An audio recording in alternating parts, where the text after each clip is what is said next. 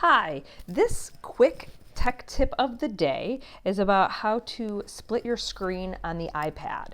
Not all apps allow you to split screen. One that many of us are using right now is Zoom. Zoom, you cannot, N-O-T, you cannot split the screen with Zoom.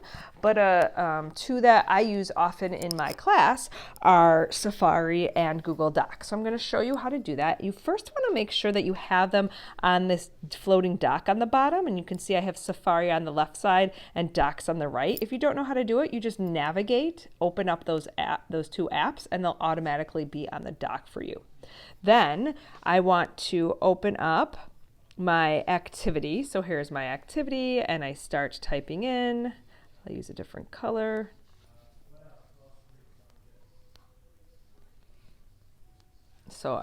But now I need to navigate to this link. I should have already done that before, because if you click on this, you move to the other app. So in order to get to this link, you can click on it,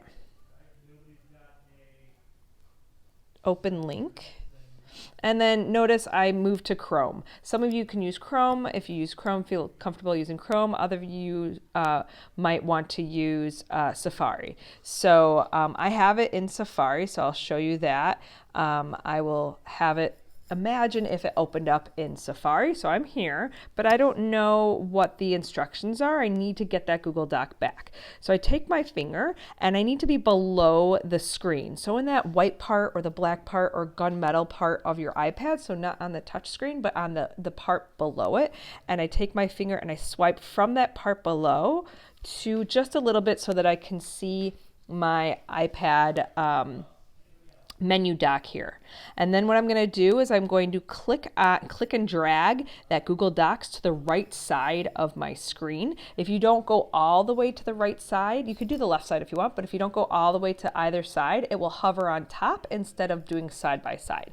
So I'm going to click and I'm going to drag all the way to the side here, and now you can see I'm side by side. So I can now follow the directions, and it says click on the background tab on the right side, read the information. And so I need to probably launch interactive, and it's loading.